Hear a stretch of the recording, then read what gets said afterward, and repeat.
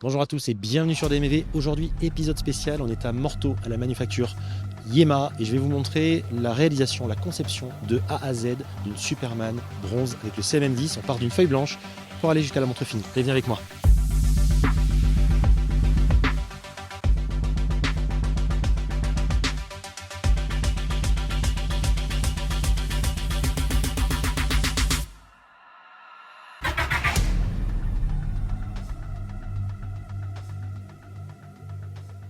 Ok, alors c'est ici que tout commence, que la montre va commencer à être conçue et qu'on va démarrer par le calibre. Allez, je t'explique.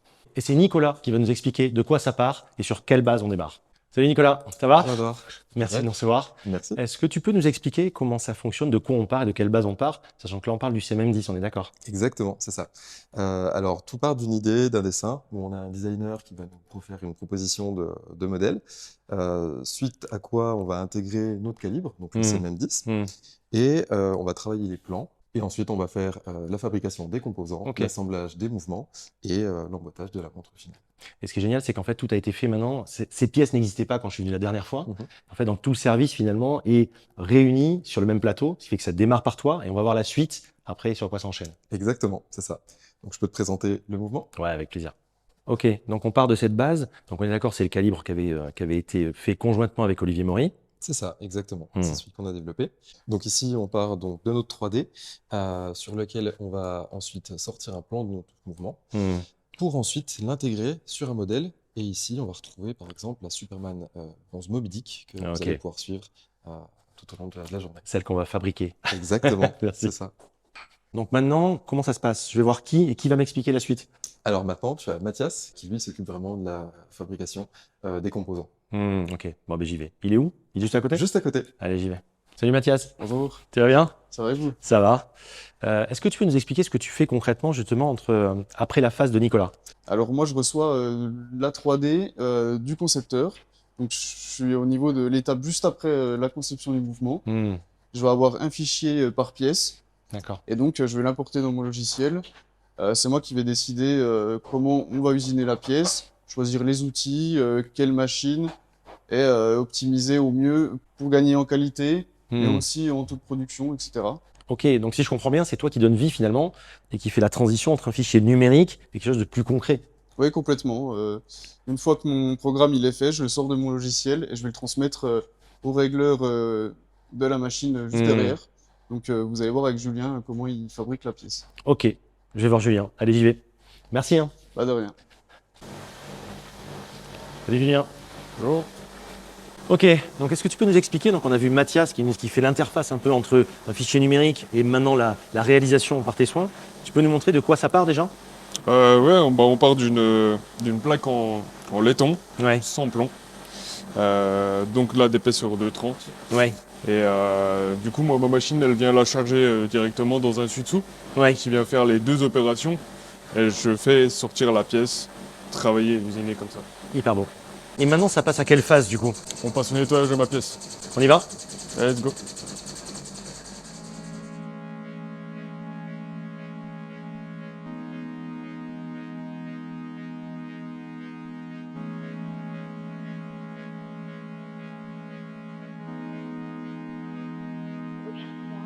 Merci beaucoup. Maintenant, on passe sur quelle phase?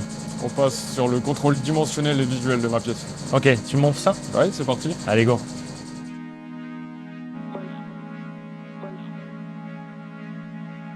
Donc là, on arrive, si je comprends bien, à la partie des contrôles dimensionnels. C'est-à-dire que les platines qu'on vient de voir, évidemment, tu vas les contrôler pour voir si les cotes sont bonnes, sont suffisamment précises pour ensuite passer à l'étape supérieure, c'est ça? Exactement. Du coup, je viens faire ma focus comme ceci, qui a été réglé dans le programme. Une fois que c'est fait, normalement, je peux avoir ma cote correctement.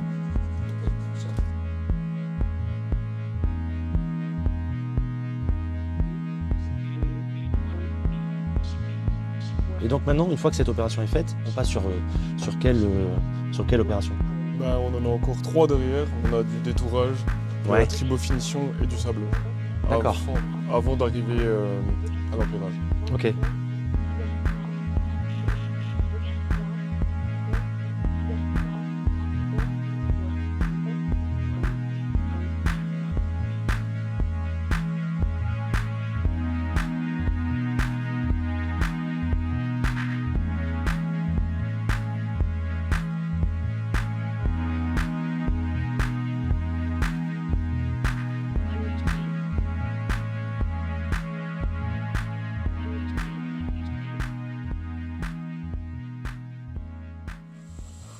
Bon alors Mathias, elle avance cette Superman bronze? Elle avance, ouais, c'est la prochaine étape, ça, après l'usinage. Ah, ok. Alors là, on est sur une machine d'empierrage semi-automatique. C'est une machine qui va permettre de venir chasser toutes les petites fournitures qu'on voit sur le mouvement, donc que ce soit sur les platines, les ponts, etc. C'est une machine qui est très précise, on vient chasser tous les composants au micron. Ça facilite le travail aux horlogers, parce qu'on est sur une cadence qui est vachement plus élevée. Et on garantit aussi une précision et un suivi et un contrôle permanent avec toutes les tolérances qu'on peut. Tu veux dire que les seuils de tolérance sont plus durs que ce qu'on exige au départ en fait? Bah, on essaye de resserrer un petit peu les tolérances sur certains composants pour être sûr d'être le plus précis possible. D'accord. Puis ça vous permet, avant d'aller plus loin, d'avoir une pièce qui de toute façon répond parfaitement pour pas revenir en arrière sur certaines opérations. Oui, c'est ça. Et puis si on a des composants qui sont chassés à différentes hauteurs pour quelques problèmes qu'ils soient, on va retrouver une ligne rouge. On va pouvoir réajuster par la suite, déchasser le composant et remettre pour que tout aille bien. Ça fait partie des machines justement que vous avez depuis assez peu de temps. Oui. Vous avez investi là-dedans. Tout ce plateau finalement n'existait pas. Hein. Tout ce qu'on vient de voir jusqu'à maintenant n'existait pas quand je suis venu la dernière fois, l'an dernier. Ça, oui. C'est tout frais, oui. Nous, on l'a reçu il y a à peu près 1 an. Donc le temps de la mettre en route, de se faire la main dessus. Mais c'est vrai que c'est un gros gain de temps et aussi au niveau de la précision, quoi. C'est un énorme avantage. C'est un énorme avantage pour tous les niveaux, quoi. Ok, très clair. Bah écoute, merci Mathias, super. Bah, avec plaisir. Et je continue. Allez. Au revoir. Donc ça y est, ma Superman commence à prendre vie, commence à prendre forme. Toutes les opérations de fabrication du mouvement sont faites. Maintenant, on va passer à l'assemblage. Je vous emmène, venez.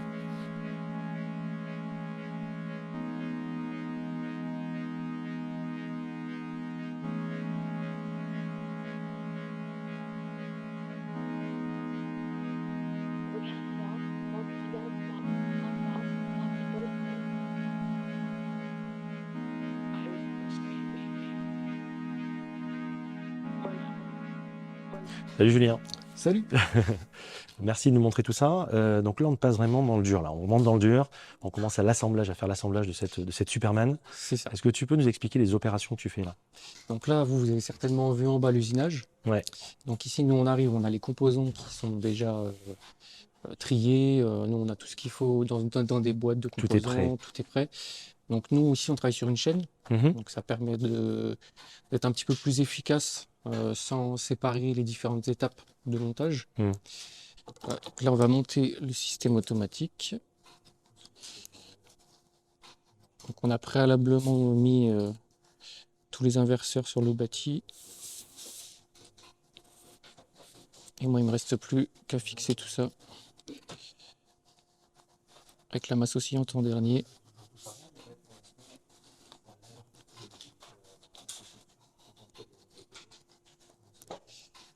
Tac. Donc là, qui s'occupe de la partie suivante maintenant? Donc la partie suivante, c'est mon collègue, donc Maxime, D'accord. qui lui s'occupera de faire des pré-réglages. Donc voilà, en sortie de chaîne comme ça, on fait d'abord un pré-réglage, D'accord. avant ensuite de faire les réserves de marche, etc. Ça nous permet de savoir si le mouvement a la bonne amplitude, qu'on n'a pas besoin de rechanger des ébats, tout ceci, quoi. Très bien. Merci beaucoup. Ok, salut Maxime. Salut. Salut. Donc toi, c'est la partie réglage, la partie fiabilisation et précision. En effet. Concrètement. Sachant que je crois tu interviens à 3 stades, c'est ça, C'est le ça. réglage? Il y a 3 étapes. Il y a 3 étapes. Ça, c'est la première. La première, le pré-réglage. Donc le mouvement est arrivé, tu viens de le recevoir, il n'est pas du tout pour l'instant aux normes, effectivement. Tu vas faire un premier réglage. C'est ça. Tu peux nous expliquer un peu en quoi ça consiste? Oui, alors comme le disait Julien, une fois que l'assemblage est terminé, ça arrive à mon établi, donc au réglage. Et donc le réglage, c'est le moment où on vient donner sa précision au mouvement pour que ça puisse donner une heure correcte et précise. C'est mieux. Ça serait mieux en effet. Et donc effectivement, il y a 3 étapes. Donc il y a le pré-réglage où là ça arrive, la masse automatique et le rotor, donc là c'est un CMM10. La masse, toute la partie automatique n'est pas montée. Et donc à partir de ce moment-là, moi je fais déjà le pré-réglage. Donc en jouant avec le balancier, donc l'organe très connu justement qui un peu anime le mouvement, et à l'aide de ces différents appareils qu'on appelle des chronocomparateurs et qui imitent les mouvements du poignet, eh bien je viens justement jouer sur le balancier pour pouvoir avoir un réglage qui se rapproche au mieux des tolérances que ici chez Yema on s'est fixé. Et ensuite, une fois que le pré-réglage est fait, là on vient ajouter la masse à ce moment-là. Ok. Le mouvement part dans les brasseuses qu'il y a au fond de l'atelier. Oui. Et une fois qu'elle a fait son cycle, là, ça nous permet de voir si Mm. le mouvement fonctionne encore et si donc il a fait sa réserve de marche. D'accord. Ok. C'est son premier baptême du feu, c'est la première C'est fois ça. qu'il sert réellement. C'est ça. Et ça revient pour voir si vraiment il est S'il n'y a conforme. pas eu de soucis, Ok. parce que ça nous permet déjà de voir s'il y a eu des arrêts. Hmm. Auquel cas, là, on les met de côté et ensuite on regarde plus tard ce qui s'est passé. Ok. Et une fois que ça revient, là, c'est le réglage 0 heure, donc le deuxième réglage. Où là, cette fois-ci, je refais un réglage derrière, même si là, normalement, j'ai pas trop besoin d'y retoucher. Hmm. Encore une fois, on attend cette fois-ci 24 heures. Et là, au bout des 24 heures, justement, le réglage qu'on appelle des 24 heures Hmm.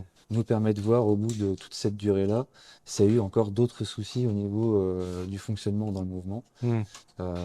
Et donc à ce moment-là, justement, encore un coup, s'il y a un problème, moi je viens faire les ajustements de dernière minute D'accord. pour pouvoir régler le souci. Et sinon, après, ça part à l'emboîtage de l'autre côté, puis à On va voir un peu l'étanchéité. plus tard. Ouais. C'est ça. C'est hyper strict. Hein. Donc vraiment, avec ces 3 contrôles, ça peut pas passer en travers des mailles défilées Non, en fait. pas du tout, non, pas du tout. Quand ça arrive chez le client, ou tout à l'heure à mon poignet avec la Superman bronze, mais en tout cas, elle fonctionne dans 100% Ouais, des cas. pas de souci, non. Ça c'est clair qu'il n'y a pas Ok. de problème.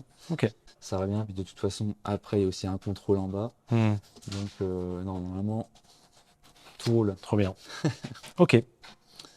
Écoute, merci pour ces précisions. Maintenant, je continue avec qui alors? Qui va me montrer la suite? Ah là, maintenant, c'est à l'emboîtage.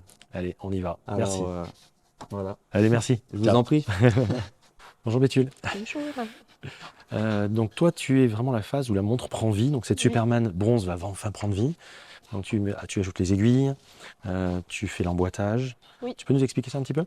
Alors, dans un premier temps, je fais la pose cadran sur le mouvement. Oui. Du coup, comme vous l'avez dit, c'est sur une Superman bronze, cadran bleu, Mm. c'est une 41 du coup ici. Mhm. Et ensuite, en fait, je suis équipée d'une petite potence où je vais caler du coup mes petites broches pour la hauteur de mes aiguilles. D'accord. Je viens de régler aussi la potence pour que mes aiguilles soient bien alignées à midi. Hmm. On aime bien ça en général. C'est l'étape une des plus importantes à mon avis. C'est la première chose qu'on voit. Sur une Exactement. montre, Ouais, c'est qu'on vrai. regarde.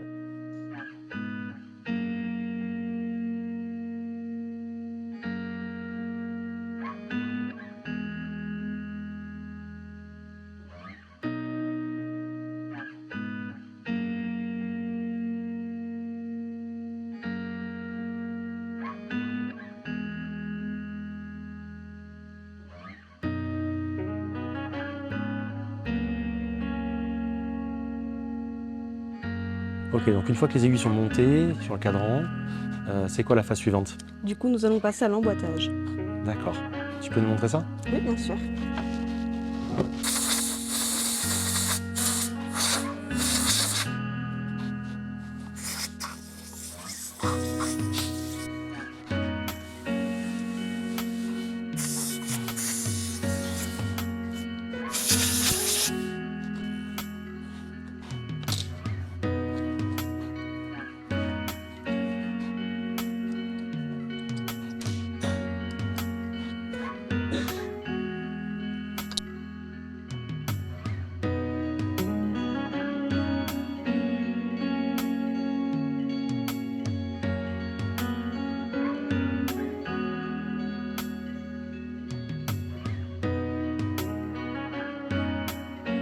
Et je viens jouer avec la lumière pour être sûre.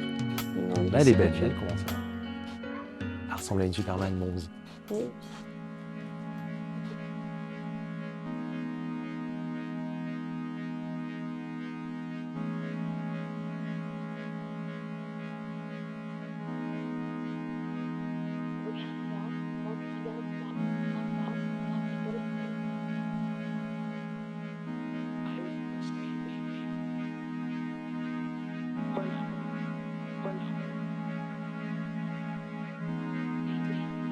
Bon mais super, la montre est enfin emboîtée, quasi prête. Maintenant, elle part à l'étanchéité, mais je crois que c'est toi qui t'en occupes aussi. Oui. On y va? Oui, On y va. On ne reste plus qu'un dernier petit test, c'est étanchéité. Ok, Du coup, on le teste à l'air. On regarde si la montre est étanche à l'air. ok. Sachant que c'est une 300 mètres celle-ci. Oui.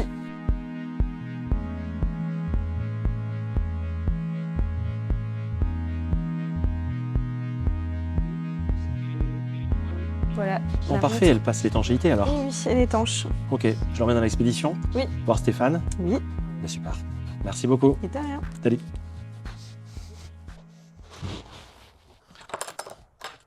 Stéphane, c'est bon, j'ai la montre.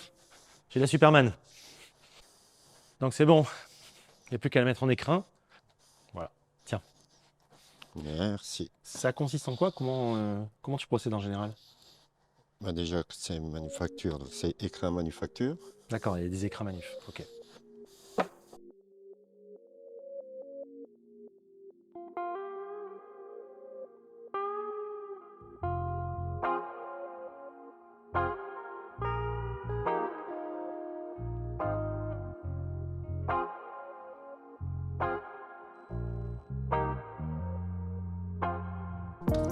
Super, merci Stéphane.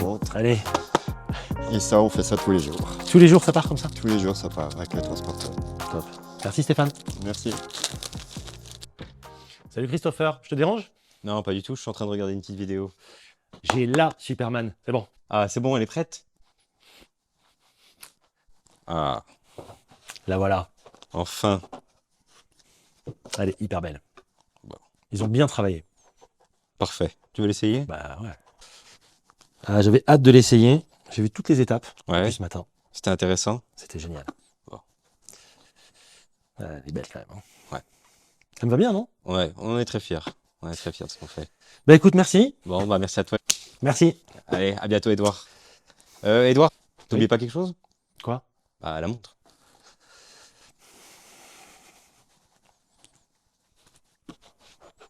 Tiens. Mais merci, et à bientôt. Ça rancune?